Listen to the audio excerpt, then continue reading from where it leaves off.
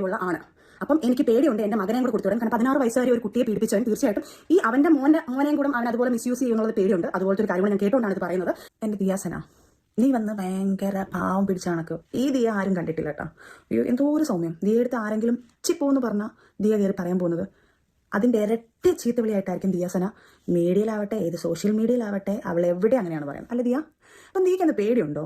ഈ പ്രഗ്നൻസി സംഭവം ഇല്ല. അതായത് നിലവിളിച്ച് ഞാൻ 3 മാസം കൊണ്ട് എന്നെ ഇങ്ങനെ ടെൻഷൻ എത്തിച്ച് അത് വെച്ചിട്ട് എന്നെ ബാർഗെയിൻ ചെയ്ത് എനിക്ക് നമുക്ക് 3 കോടി രൂപ ഞാൻ ഫാമിലിയോട് പറഞ്ഞു. അതെ, എന്റെ ഭാര്യ മക്കളെ എല്ലാം അണ്ടർസ്റ്റുഡായി, അതൊക്കെ മനസ്സിലായി. പിന്നെ ഈ പുള്ളി നിർബന്ധമായിട്ടും എനിക്ക്, അതായത് ഞാൻ ഇവിടെ വന്ന് ഇത്രയും വിഷയം ഉണ്ടാക്കി എന്റെ കുടുംബം പ്രശ്നമാക്കി. അതിനോട് എല്ലാ കാര്യങ്ങളൊക്കെ അറിഞ്ഞത്. ഇവള് ഇട്ടൊരു മെസ്സേജ്, പിന്നെ ഇവളിപ്പോ പ്രൂവ് ചെയ്യാൻ കാണിച്ച പരിപാടി എന്ന് പറഞ്ഞാൽ ഞാൻ മൾട്ടിപ്പിൾ ആൾക്കാരായിട്ട് ബന്ധം ഉണ്ടാക്കി തീർക്കും. വെയിറ്റ് ചെയ്യും, സമയമുണ്ടോ? എന്റെ പൊന്നോ, പൂക്കുറ്റി വിപ്ലവം തീരത്തില്ല ഗൈസ്, തീരത്തില്ല. ഇത് ഇവിടം കൊണ്ടൊന്നും തീരത്തില്ല. ഇത് പിന്നെയും തുടർന്നുകൊണ്ടിരിക്കുകയാണ്. എങ്ങോട്ടാ പോകുന്നതെന്നുള്ളത് നമുക്ക് തന്നെ മനസ്സിലാവത്തില്ല. കാരണം എന്ന് വെച്ച് കഴിഞ്ഞാൽ ഇതിനൊരു അവസാനമില്ല. കഴിഞ്ഞ ദിവസം ഈ പറയുന്ന സജന ഒരു ഇന്റർവ്യൂ കൊടുത്തിട്ട് അതിനകത്ത് പറഞ്ഞിരുന്നു ഈ പറയുന്ന ദിയാസന എന്തോ ഇത് ഉപയോഗിക്കുമെന്ന് MDMA ഉപയോഗിക്കുമെന്നും അത് ഉപയോഗിക്കുന്നത് ഇവർ കണ്ടുവെന്നും. എന്നാൽ ദുബായിൽ നിന്നുള്ള ഒരു വോയിസിന്റെ അകത്ത് ഒരു ലേഡി പറയുകയുണ്ടായി ഈ പറയുന്ന സജനയുടെ മൂക്കിന്റെ അകത്ത് 3 കിലോയ്ക്ക് അധികം MDMA കുത്തിക്കയറ്റുമെന്നും ഒന്ന് കുനിഞ്ഞാൽ അത്രയും വീഴുമെന്നൊക്കെ അവർ പറഞ്ഞിരുന്നു. എന്തായാലും കുറെ വോയിസുകൾ പുറത്തു വന്നിട്ടുണ്ട്. ഓരോന്നോരോന്നായിട്ട് കേട്ട് അങ്ങോട്ട് പോകാം. ഓക്കെ, ആദ്യം സജിന പറയുന്ന വോയിസ് ഒന്ന് കേട്ടു നോക്ക്. സജിന പറയുന്നു MDMA ഞാൻ ഉപയോഗിക്കുന്നുണ്ടെങ്കിൽ തെളിയിക്കാൻ ഞാൻ തയ്യാറാണെന്ന് പറയുന്നു. ദിയ പറയുന്നു ഞാൻ തയ്യാറാണെന്നും പറയുന്നു. അപ്പൊ ഇവരെ എല്ലാം കൂടെ കൂട്ടത്തോടെ പിടിച്ചോണ്ട് പോയി ഈ പറയുന്ന തൂഫാന്റെ ഭാഗമായിട്ട് പരിശോധിക്കണമെന്നാണ് എനിക്ക് പറയാനുള്ളത്. എന്തായാലും കേട്ടു നോക്കും. ഞാനിപ്പം വന്ന മെയിനായിട്ട് എന്നെ കുറിച്ച് ഇപ്പം കുറെ അലിഗേഷൻ രണ്ടാമത് കുറെ വന്നു. ദിയാസനയുടെ കാര്യം, ഫിറോസ് ഖാനും കൂടെ. ഞാൻ അങ്ങനത്തെ ഒരു വൃത്തികെട്ട രീതി ചെയ്തിട്ടുണ്ടെങ്കിൽ, അല്ലാതെ MDMA കുറേ സാധനങ്ങൾ ഞാൻ ഉപയോഗിച്ചിട്ടുണ്ടെങ്കിൽ ഞാൻ ടെസ്റ്റ് ചെയ്യും. ഞാൻ ഈ വീഡിയോ ഇടുമ്പോഴത്തേക്ക് ചിലപ്പം ടെസ്റ്റ് ചെയ്തിട്ടായിരിക്കും, അല്ലെങ്കിൽ ടെസ്റ്റ് ചെയ്യാൻ പോകുന്നതിന് തൊട്ട് മുന്നേ ആയിരിക്കും. കാരണം എനിക്ക് ഇവരെയൊക്കെ പേടിയുണ്ട്. എൻ്റെ വീട്ടിൽ ഞാൻ എന്തെങ്കിലും കൊണ്ടുവച്ചിട്ടോ അല്ലെങ്കിൽ എനിക്ക് എന്തെങ്കിലും എൻ്റെ ശരീരത്തിൽ കയറ്റി കൊണ്ട് ഇടുമോ എന്നൊക്കെ പേടിയുള്ളതുകൊണ്ട് എത്രയും വേഗം തന്നെ എന്നെ ടെസ്റ്റ് ചെയ്ത് എന്നെ അറിയാവുന്ന ആൾക്കാരുടെ മുന്നിൽ ഞാൻ ഈ വക സാധനം ഒന്നും ഉപയോഗിച്ചിട്ടില്ല എന്നുള്ളത് തെളിയിക്കേണ്ട കടമ എനിക്കാണ്. ചിലപ്പം ഈ വീഡിയോ ടെസ്റ്റ് ചെയ്ത ശേഷം അല്ലെങ്കിൽ ചെയ്യാൻ പോകുന്ന സമയത്ത് എടുത്തോളൂ. അതിനുശേഷം എൻ്റെ ശരീരത്തിൽ എന്ത് വന്നാലും അതിനുള്ള ഫുൾ ഉത്തരവാദിത്തം ഞാൻ പോലീസ് സ്റ്റേഷനിൽ എല്ലാവരും പറഞ്ഞിട്ടുണ്ട്. എൻ്റെ വീട്ടിലോ എന്തെങ്കിലും കൊണ്ടുവച്ചിട്ടുണ്ടോ എനിക്ക് പേടിയാണ്. കാരണം ക്രിമിനലായിട്ട് ചിന്തിക്കുന്ന ആൾക്കാരാണ് ഇവരൊക്കെ. അപ്പോൾ അവരെന്തായാലും നെക്സ്റ്റ് അങ്ങനെ ചിന്തിക്കത്തുള്ളൂ. അതുകൊണ്ട് എനിക്ക് പേടിയുണ്ട്. അതുകൊണ്ട് ഞാൻ എന്നെക്കൊണ്ട് ടെസ്റ്റ് ചെയ്യുക.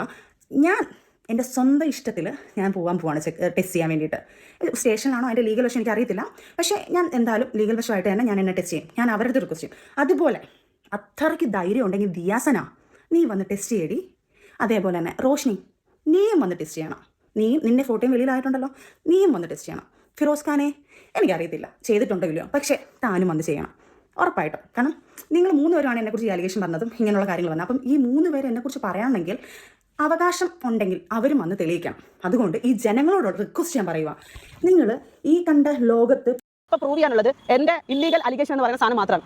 അപ്പോൾ നിങ്ങൾക്ക് എല്ലാവർക്കും സംസാരിക്കുമ്പോൾ തോന്നുമായിരിക്കും അയ്യോ റസൂലിനെ ഭയങ്കരമായിട്ട് പീഡിപ്പിച്ചല്ലോ, ഭീഷണിപ്പെടുത്തിയല്ലോ, അങ്ങനെ റസൂലും പെട്ടതായിരിക്കുന്നു. അല്ല, റസൂൽ പൂക്കുറ്റി എന്ന് പറയുന്ന ആൾ ഫിറോസ് ഖാന്റെയും സജനയുടെയും ജീവിതത്തിൽ വന്നു. അവരുടെ ജീവിതം കുളം തോണ്ടി 4 കൊല്ലമായി അയാളുമായിട്ട് റിലേഷൻഷിപ്പ് ആണെന്ന് പറയുമ്പോഴും 2 കൊല്ലമായിട്ടേ ഉള്ളൂ തമ്മിൽ സെപ്പറേറ്റഡ് ആയിട്ട്. അതിൻ്റെ ഇടയിൽ അവൾ നടത്തിക്കൊണ്ടിരുന്ന എല്ലാ സാധനങ്ങളും ഇല്ലീഗലായിട്ടും ലീഗലി ഒരു ഹസ്ബൻഡ് നിലനിൽക്കുക തന്നെ ചെയ്തതാണ്. അപ്പോഴും ഫിറോസൊക്കെ ക്ഷമിച്ചത് ഫിറോസിക്കയുടെ മകൻ ഒരാൾ അവർക്ക് ഉണ്ട്. ഫിറോസിക്കായ പലപ്പോഴായിട്ട് അവർ ടോർച്ചർ ചെയ്തുകൊണ്ടിരുന്നത് ഫിറോസിക്ക് ഇതുവരെയും പറയാത്ത കാര്യമാണ് ഈ കുട്ടീനെ അബ്യൂസ് ചെയ്തെന്ന് പറഞ്ഞ് കേസ് കൊടുക്കുമെന്ന് പറഞ്ഞത്. എങ്ങനെയാണ് ഒരു സ്ത്രീക്ക്, ഒരു അമ്മയായ ഒരു സ്ത്രീക്ക് ഇങ്ങനെ സാധിക്കുമെന്ന് അറിഞ്ഞൂടാ. ആ സാഹചര്യം മനസ്സിലാക്കിയിട്ടാണ് എല്ലാവരും പറയുന്നത് ടോക്സിക് ആയിട്ടുള്ള ഫിറോസ് ഖാൻ. ഞാൻ ഇങ്ങനെ അയാളെ കണ്ടിട്ടൊന്നുമില്ല. ഒരു 15 കൊല്ലം മുമ്പ് എനിക്ക് അറിയുന്നതാണ് അയാളെ. ഈ ടോക്സിക് ആയിട്ടെന്ന് പറഞ്ഞാൽ ഈ ഫിറോസ് ഖാനെ സപ്പോർട്ട് ചെയ്യാനുണ്ടായ സാഹചര്യം പോലും കുട്ടിയെ വെച്ച് ബ്ലാക്ക്മെയിൽ ചെയ്ത സിറ്റുവേഷനിലാണ് അയാളെ സപ്പോർട്ട് ചെയ്യാൻ വേണ്ടി ചെല്ലുന്നത് പോലും. അപ്പോൾ ഞാൻ പറഞ്ഞു വന്നത് ഫിറോസിക്കയുടെയും സജനയുടെയും ജീവിതം നശിപ്പിക്കാൻ വേണ്ടി തന്നെയാണ് റസൂൽ പൂക്കുറ്റി വന്നത്. റസൂൽ പൂക്കുറ്റി പറയുന്ന റെക്കോർഡ്സുകളാണ് ഫിറോസിക്ക പബ്ലിഷ് ചെയ്തിരിക്കുന്നത്. അതായത് ഡിവോഴ്സ് വാങ്ങിപ്പിക്കണം, അതിന് വേണ്ടിയിട്ടുള്ള എല്ലാ ലീഗൽ സപ്പോർട്ട് ചെയ്ത് കൊടുക്കാം, പൈസ എത്ര വേണമെങ്കിലും തരാമെന്ന് പറഞ്ഞു. ഫിറോസിക്ക ഒരുപാട് വട്ടം അവരുടെ ഫാമിലിയിൽ പോയി സംസാരിച്ചു, റിക്വസ്റ്റ് ചെയ്തു. അതിൻ്റെയൊക്കെ വീഡിയോസ് ഒക്കെയാണ് പബ്ലിഷ് ചെയ്തിട്ടുണ്ടായിരുന്നു. ഇപ്പോൾ അവസാന നിമിഷം പുള്ളിയുടെ കൊച്ചിനെ കൊടുക്കാതെ പുള്ളി വന്നിരുന്ന് കൈകൂപ്പിക്കൊണ്ട് എൻ്റെ കുഞ്ഞിനെ എനിക്ക് കാണിച്ചു തരുമെന്ന് പറയുന്ന അവസ്ഥയിൽ വരെ എത്തി. ആലോചിക്കണം അപ്പോൾ എത്രമാത്രം ടോളറേറ്റിംഗ് ടോർച്ചറിംഗ് ചെയ്യുന്നത്. ഞങ്ങൾക്ക് ആർക്കും അറിഞ്ഞു സജിനിക്ക് പാസ്റ്റ് ഹിസ്റ്ററിയിൽ ഇതുപോലെ ഡയറക്ടറായിട്ടും പ്രൊഡ്യൂസറായിട്ടും മറ്റു ആളുകളായിട്ടുള്ള ബന്ധമുണ്ട്. ഒരു സ്ത്രീക്ക് എത്ര ബന്ധമുണ്ടെങ്കിൽ അത് പ്രശ്നമില്ല. പക്ഷേ ആളുകൾ മാനിപ്പുലേറ്റ് ചെയ്തുകൊണ്ടാവരുത്. ഇനി ഞാൻ പറയാൻ പോകുന്ന വിഷയം എന്ന് പറയുന്നത് ഇവർ എത്ര ആളുകളായിട്ട് നിന്ന് കാശ് മേടിച്ചിട്ടുണ്ടോ? ഫിറോസിക്ക പറഞ്ഞിട്ടുള്ള പല പുരുഷന്മാരുടെ കയ്യിൽ നിന്നും ഇവർ കാശ് വാങ്ങി, ലക്ഷങ്ങൾ കാശ് വാങ്ങി ബ്ലാക്ക്മെയിൽ ചെയ്ത് അവർ പേടിച്ചോടിയ കഥകൾ ഉൾപ്പെടെ എൻ്റെ കയ്യിലുണ്ട്. ഇപ്പൊ ഇന്നലെ ഫിറോസിക്ക ഇട്ട വീഡിയോയിൽ ഒരു സ്ത്രീ വന്ന് പറയുന്നുണ്ട്, സ്ത്രീയുടെ പേര് റോഷ്നി എന്നാണ്. അത് പറയുന്നത് എന്താണെന്ന് വെച്ചാൽ അവളുടെ വീഡിയോയിൽ ഈ റോഷിനെ പറ്റിയിട്ട് വളരെ മോശപ്പെട്ട രീതിയിൽ ഇവർ സംസാരിക്കുന്നുണ്ട്. ഇവിടെ ദുബായിൽ പെട്ടുപോയി ഏതോ ഒരു സ്ത്രീ കാരണം പറയുന്നത് ആ റോഷിനെ പറയുന്നത്. റോഷിനി വളരെ കൃത്യമായിട്ട് ഇവർക്ക് ഈ പറഞ്ഞ MDMA ഡീലിംഗ് ഉണ്ടെന്നും ഇവർ MDMA ഉപയോഗിക്കുന്ന സ്ത്രീയാണെന്നും ഇവരെ കുടഞ്ഞിട്ട് പുട്ടുകണക്കിന് MDMA വരുമെന്നൊക്കെയാണ് ആരോപണം നടത്തിയിരിക്കുന്നത്. അതിന്റെ പ്രൂഫുകൾ റോഷിനിയുടെ കയ്യിലുണ്ട്. കൺഫേം ആയിട്ട് പറയുന്നത് ആ സ്ത്രീയുടെ കയ്യിൽ എല്ലാ പ്രൂഫുകളും ഉണ്ട്. ഇവർ അവിടെ ചെന്ന് കാണിച്ചു കൂട്ടിയ എല്ലാ പ്രൂഫുകളും വീഡിയോ റെക്കോർഡ്സുകളും എല്ലാം അവരുടെ കയ്യിലുണ്ട്. നാളെ ഒരു കേസോ മറ്റു കാര്യങ്ങളോ വന്നു കഴിഞ്ഞാൽ മാത്രമാണ് ഈ സാധനങ്ങൾ സബ്മിറ്റ് ചെയ്യാൻ പറ്റുക. കാരണം ഇതൊക്കെ എന്ന് പറയുന്നത് ഇല്ലീഗൽ കാര്യങ്ങളാണ്. ഈ വിഷയങ്ങൾ പോലും ഞാൻ അറിയുന്നത്, ഇപ്പോൾ നിങ്ങളോട് പറയുന്നത്, ഈ വിഷയങ്ങൾ മുഴുവൻ ഞാൻ അറിയുന്നത് സജനയുടെ ഈ രൂപമാറ്റത്തിൽ നിന്ന് സജനയെ പറ്റി അന്വേഷിക്കുന്ന സമയത്താണ്. അതുവരെ ഞങ്ങൾക്ക് ആർക്കും അറിയില്ല. ഞങ്ങൾക്ക് ആർക്കെങ്കിലും സജനയെ പറ്റി ഇങ്ങനെ ഒരു എന്തെങ്കിലും ഒരു ഇൻഫർമേഷൻ ഉണ്ടായിരുന്നെങ്കിൽ ഒരിക്കൽ പോലും സജനനെ ഞങ്ങളുടെ അയൽപക്കത്ത് പോലും ഞാൻ എത്തിക്കത്തില്ല.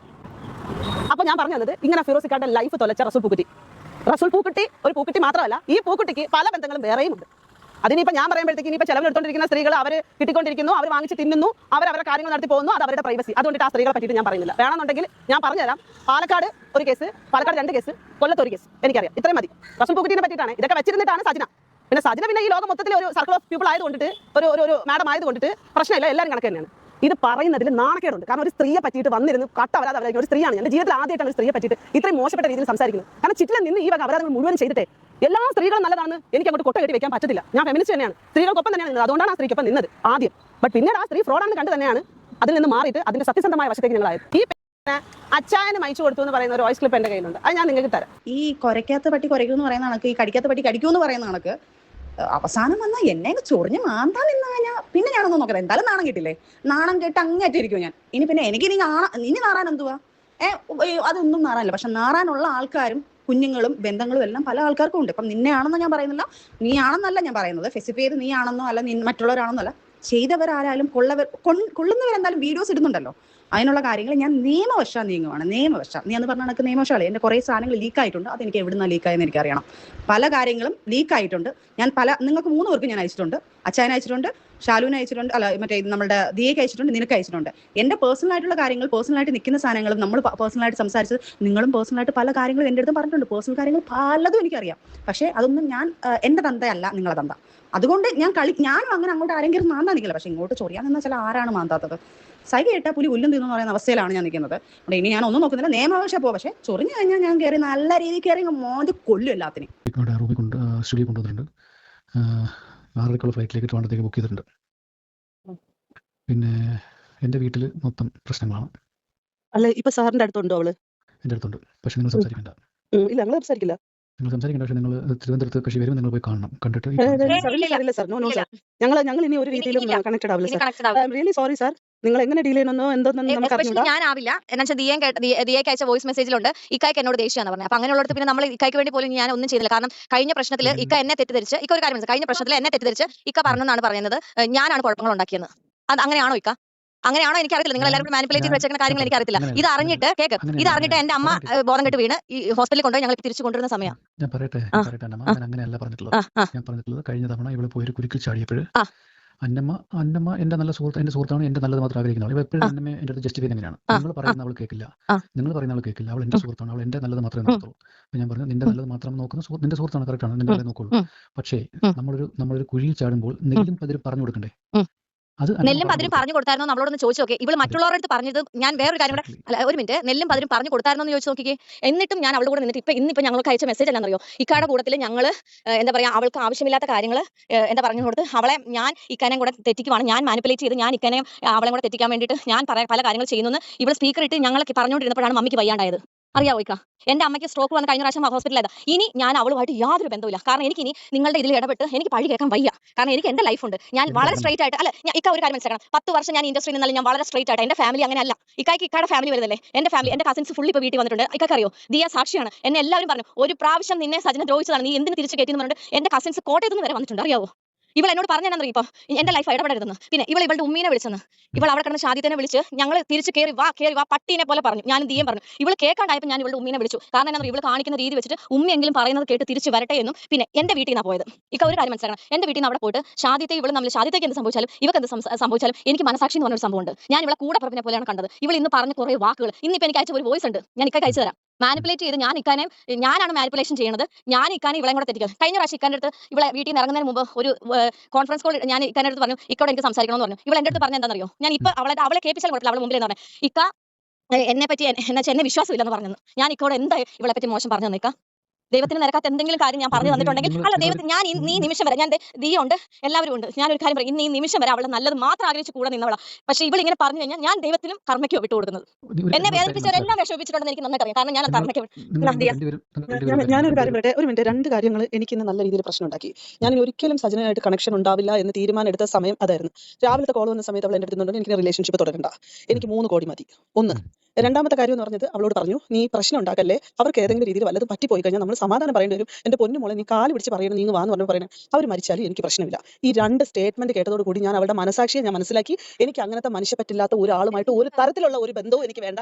പിന്നെ ഈ അന്നമ്മയും ഞാനും ആകെ കാണുന്നത് ലാസ്റ്റ് ടൈം തിരുവനന്തപുരത്ത് വന്ന സമയത്താണ്. അവൾ എനിക്ക് ഒരു വോയിസ് മെസ്സേജ് അയച്ചിരിക്കുന്നത്, നീ അന്നമ്മയെ പറ്റി പറഞ്ഞ കാര്യങ്ങളൊന്നും ഞാൻ ഇതുവരെ അവളോട് പറഞ്ഞിട്ടില്ലെന്ന്. എനിക്ക് ഇവരുമായിട്ടൊന്നും എനിക്ക് ഈ പറഞ്ഞ അന്നമ്മയായിട്ട് പോലും എനിക്ക് ബന്ധമില്ല. ഞാൻ സജിൻ ഉണ്ടെന്ന് കരുതിയിട്ടാണ് ഇന്ന് അന്നമ്മയുടെ ഫ്ലാറ്റിൽ പോലും വന്നത്. ഞാൻ ഇന്ന് ഈ നിമിഷമാണെങ്കിൽ ഈ നിമിഷം ഇവിടെ നിന്ന് മാറും. എനിക്ക് അന്നമ്മയല്ല, എനിക്ക് ഇമ്പോർട്ടൻസും ഇല്ല അന്നമ്മ. ഞാൻ അവളെ മുമ്പിൽ ഇരുന്ന് അത് പറയുന്നത്. പക്ഷേ അവള് ഓരോ സാധനങ്ങളും ക്രിയേറ്റ് ചെയ്തുകൊണ്ടിരിക്കുന്ന ഈ സാധനം കാണുമ്പോൾ എന്നോട് നിങ്ങൾ പരസ്പരം അങ്ങോട്ടും ഇങ്ങോട്ടും മാറിയും തിരിച്ചും എന്റെ ലൈഫിനാണ് അത് പ്രശ്നമായിക്കൊണ്ടിരിക്കുന്നത്.